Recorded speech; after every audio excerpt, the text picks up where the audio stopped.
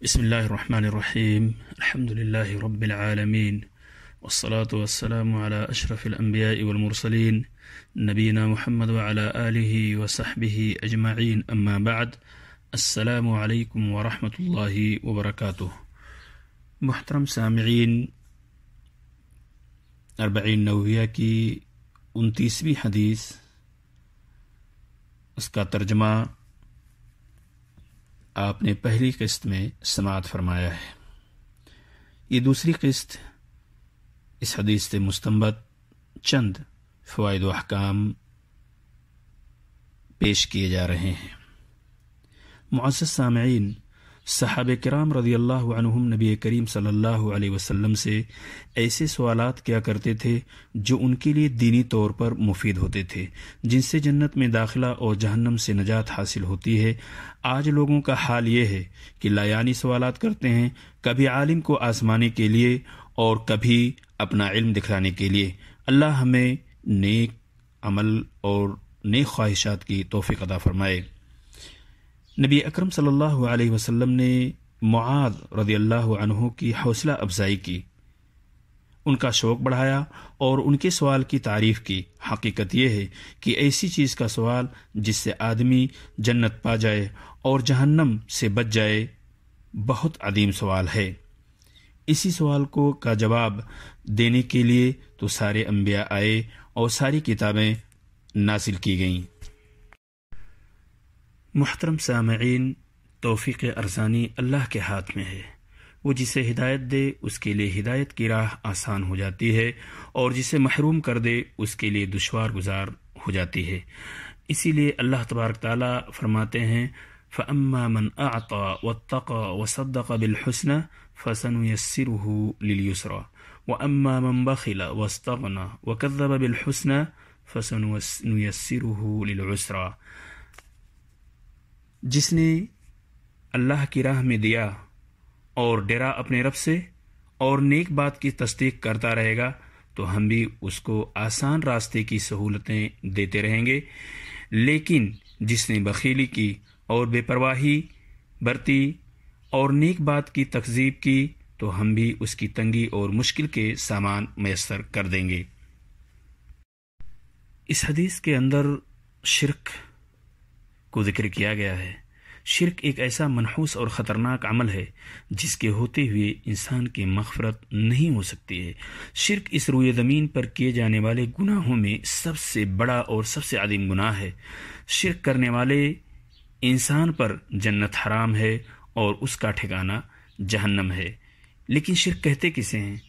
شرک یہ ہے کہ اللہ کی خصوصیات میں غیر اللہ کو اللہ کے برابر کر دیا جائے.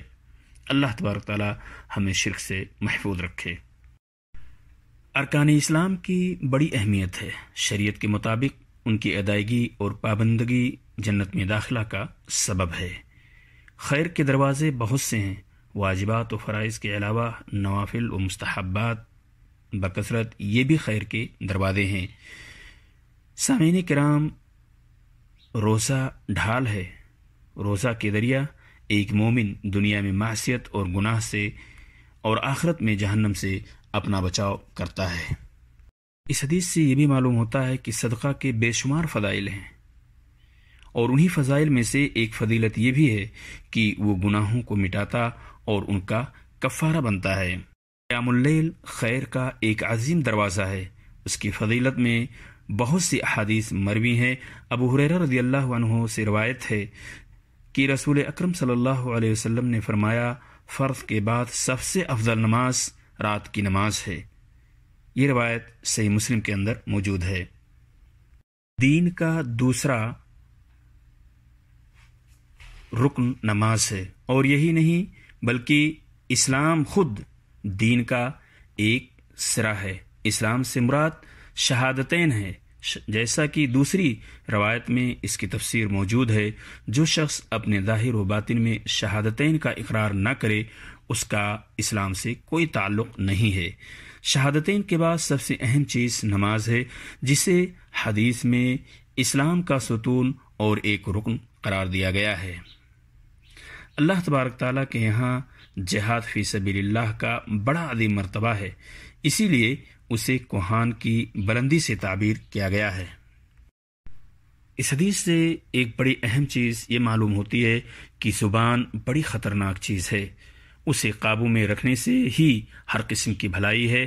اللہ تعالیٰ فرماتے ہیں ما یلفظ من قول الا لدیہ رقیب عتید، سورۃ القاف آیت نمبر 18۔ انسان کے منہ سے کوئی بھی لفظ جو نکلتا ہے، جو بھی وہ کوئی ایسا لفظ نہیں ہے جسے وہ نکالتا ہے مگر اس کے پاس نگہبان تیار ہوتے ہیں جو نگرانی کرتے رہتے ہیں۔ سامعین کرام، زبان کا استعمال اگر خیر و بھلائی میں ہے تو انجام بخیر ہے، اور اگر شر و بدی میں ہے تو انجام بھی اس کے مطابق ہوگا۔ حقیقت یہ ہے کہ خاموشی سلامتی اور عافیت ہلاکتوں سے نجات کا بہت بڑا ذریعہ ہے۔ اسی لیے اللہ کے رسول صلی اللہ علیہ وسلم نے حدیث کے اندر فرمایا من کان یؤمن باللہ والیوم الآخر فلیقل خیرا او لیصمت، جو اللہ اور اس کے رسول پر ایمان رکھتا ہو اسے چاہیے کہ بولے تو صحیح باتیں ورنہ وہ خاموش رہے۔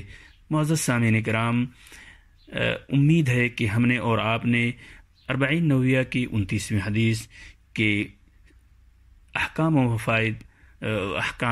اور فوائد سننے کے بعد کچھ نہ کچھ ہم نے استفادہ کیا ہوگا، اور مجھے یہ بھی امید ہے کہ ہم سب اسے اپنی زندگی میں ایک عملی جامہ اس کو پہنائیں گے۔ اللہ تعالیٰ ہمیں اس کی توفیق عطا فرمائے، آمین۔ السلام علیکم ورحمۃ اللہ وبرکاتہ۔